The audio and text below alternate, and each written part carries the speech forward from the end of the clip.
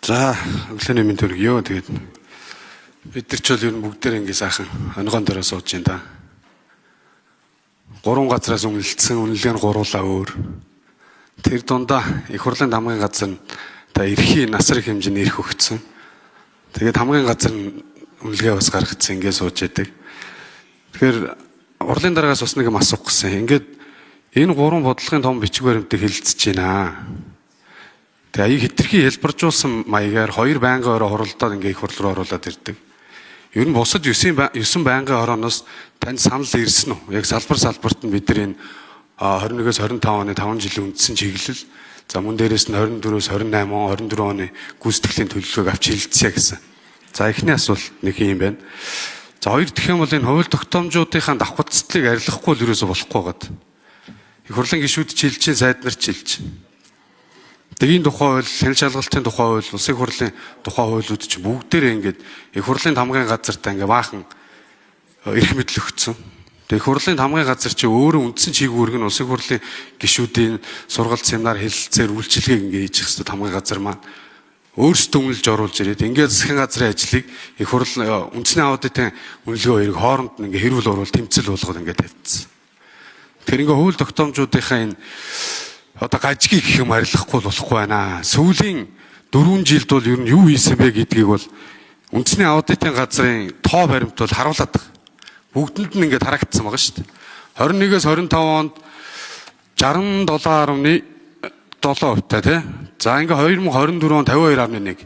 Дундчилгаа нэг 59% тал ажилласан байна. Тэгэхээр зарим манай Монгол Ардын намын гишүүд өөрөөсөө асуулт асуугаад өөртөө хариулдаг юм. Чи сүүлийн 4 жилийн ажлыг чинь үр дүнг өнөдөр ярьж шít. Тэгээд 50% та ажил хийсэн.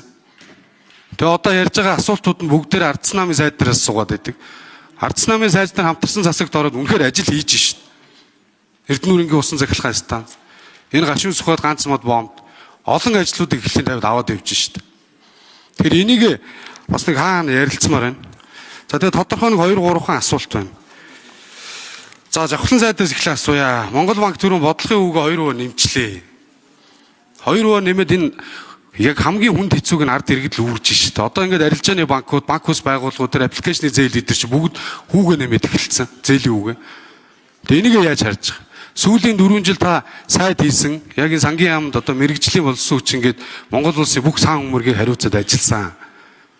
Таны хийсэн одоо хөтөлбөрүүд ч гэсэн ерөөсөө тэрлүүж эхэлсэн.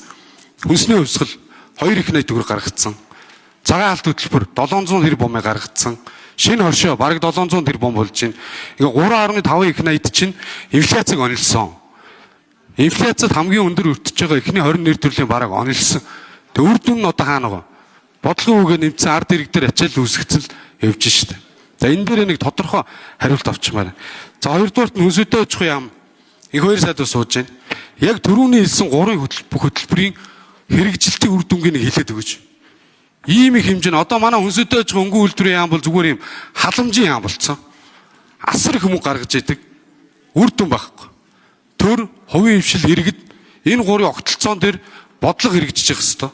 Тэр бодлогын үр дүн байхгүй. Инфляц нь өсөд байдаг. Төгрөгийн ханш нь сулраад байдаг. Энэ дээр яг тодорхой нэг үр дүн хэлээд өгчүүлэх зүгээр байгаа даа. За хамгийн сүүлийнх нь ер нь одоо ингээ хойштой хэдүүлээ үндэсний аудитын газраа хүчрхэг болгохгүй болохгүй байна. Их хурлын нүд чих бол үндэсний аудитын газар. Эндээс бид нар За 1 минут нэмж өгье. Очроо ташуунд. Үндэсний аудитын газрын тайлангаа хэрэгжүүлдэг, зөвлөнгийн зөвлөмжийг хэрэгжүүлдэг болохгүй байна. Тэгээд сүүлийн асуултыг учрал сайдаас асууя. Үндэсний аудитын газрын их хурлд өгж байгаа зөвлөмж дээр энэ ажлаа хийж чадахгүй байгаа хүмүүс дээр арга хэмжээ аваач гэсэн байна.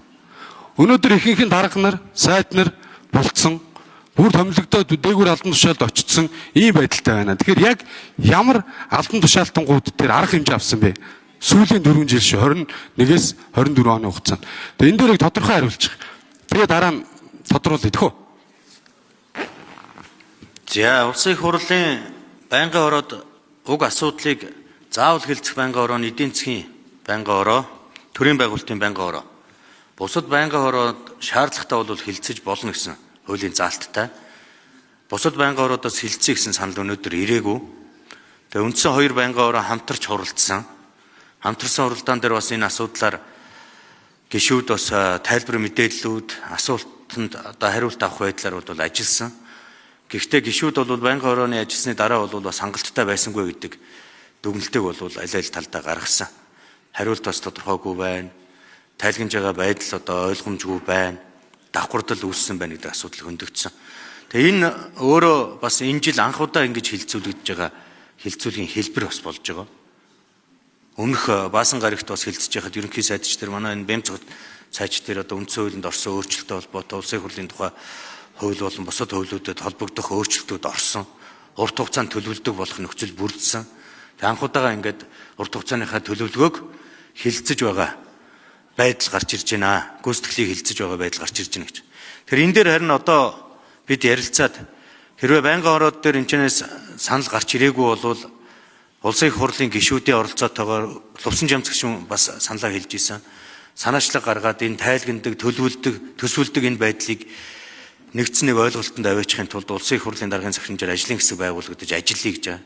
Тэгэхээр энэ ажлын хэсгийг эсвэл байгуулад богино хугацаанд ажилуулж тогтоолын төсөл санаачлуулж улсын их хурлаар батлах боломжтой.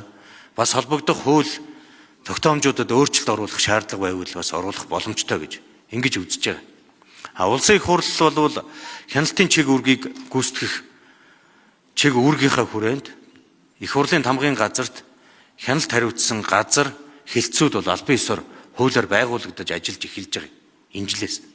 Тийм учраас улсын их хурлын тамгын газар дээр энэ батлагдсан хуулийн хэрэгжилтэнд хяналт тавих чиг үүргээ гүйцэтгэж энэ үнэлэлт өгнөлтүүд бас гарч ирж байгаа гэдгийг бас хэлэх нь зүйтэй баа. За нэм басрын учрал сайд дараад нь болдын чухлын сайд хариулт өгье. За 2020 онд хөгжлийн бодлого төлөвлөлт түүний удирдлагын хуулийг их хурл баталсан. 2020 онд. За энэ хуулийн дагуу бид өнөөдөр яг энэ аудитын тайлан хилцэж байгаа. За тэгээд засгийн газрын үйл ажиллагааны хөтөлбөр 1 жилийн төлөвлөгөөнд түшгэлсэн засгийн газрын үйл ажиллагааны арга хэмжээний төлөвлөгөөг баталдаг болсон. Тэгээд энэ шинэ хууль эрх зүйн орчны дагуу 5 жилийн үндсэн чиглэлд тусгасан зорилтуудыг ингэж хилцдэг болсон.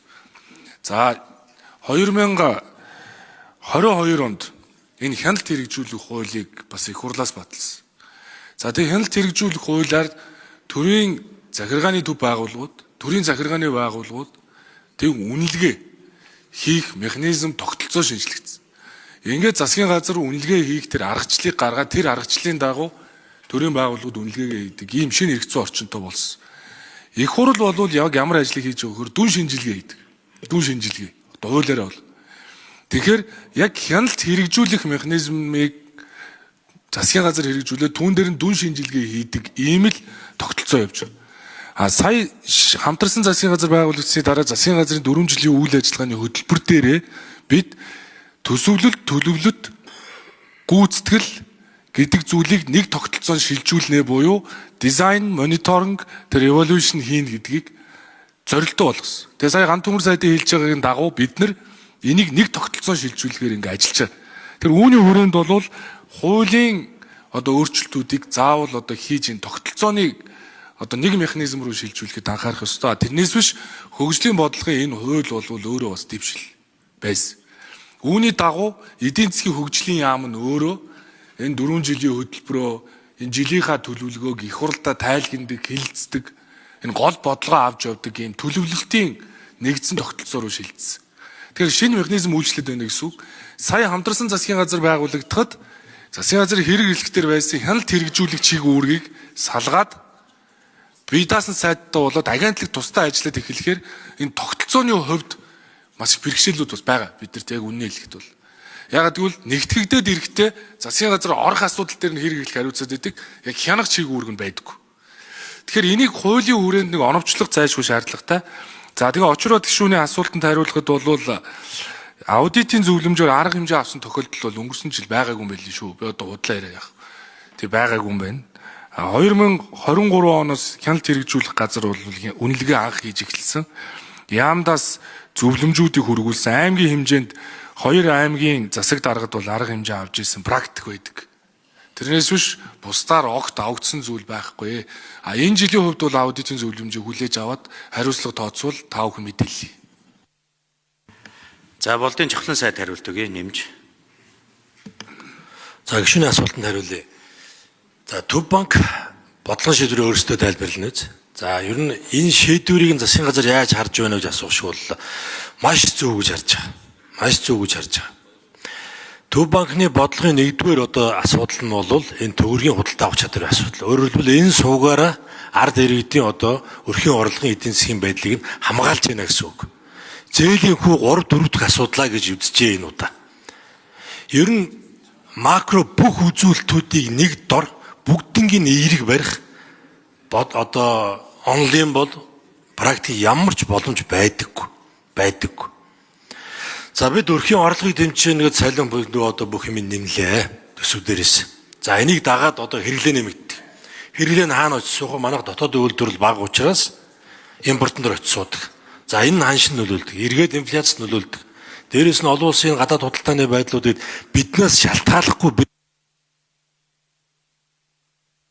За жавхлан сайд гүйцээж хариулъя. За импортлж авдаг. За тийм учраас энэ олон хөтөлбөрүүдийг одоо ерөнхийлөгчийн төвшинчдэр, засгийн газрын төвшинчдэр санаачлаад бид бүрэн дэмжиж ажиллаад явж байгаа.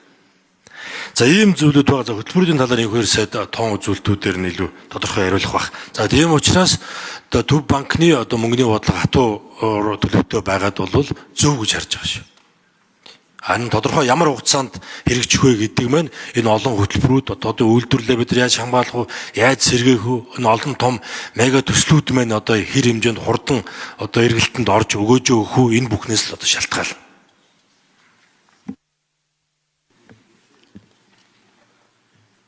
За Жаданбагийн энэ хоёр сайд нэмж хариулъя.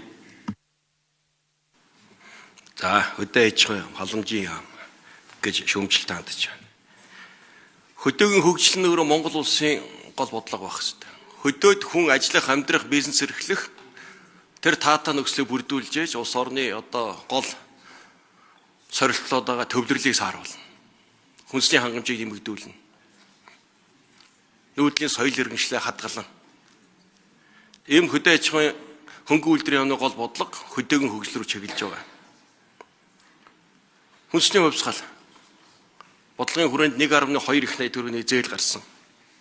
3146 аж ахуй нэгжид зээл очсон 39 шинэ үйлдвэр ашиглалтанд орж 350 шинэ төрлийн бүтээгдэхүүн хүнсний бүтээгдэхүүн бий болоод худалдаанд нийлүүлэгдээд байна. Та бүхэн худалдан авч байгаа хүнснийхээ бүтцийг хараарай. Хэдэн хувь нь Монгол улсад тарж ургуулж бий болсон байна вэ гэж. Хүнсний 8 нэрийн барааны За энэ хоёр сайд гүйцээж хариулъя. 1 минут. Хүнсний 8 голлох нэрийн 16 хүнсний бүтээл хангамж 2021 онд 54% байсан. 23 жилийн эцсийн байдлаар 74.5% хүрсэн. Энэ бол маш том амжилт. Монголчууд тарьдаг, ургуулдаг, үйлдвэрлэдэг, бүтээдэг, улмаар хүнс экспортлдог болсон. Хөдөөшин гаралтай түүхэдээ экспорт $1 тэрбум төхөж явна. 30 жилийн Монгол улсын үеийн засгийн газрын мөрөөдөл байсан махны экспорт амжилттай явж байна. Жилдээ 80-90 мянган тонн, 300-аас дээш сая долларын мах экспортлдог болсон. Хамгийн үнэтэй махны зах зээл Арабын орнууд, ойрхон орнтой орнууд, Төв Азийн орнууд, хоёр хөрштэй зүүн Азийн орнуудад Монгол мах амжилттай борлож эхэлж байна. Энийн цаад үр дагавар нь ям салбар ажиллаа хийсэн гэсэн үг шүү дээ. Гадаад худалдаа зах зээл нь тэлж, мал эмнэлгийн бодлого, вакцинжуулалтын ажил амжилттай хэрэгжиж, газар тариалан чиглэсэн тариаланч тоглолцоо чиглэсэн бодлого амжилт.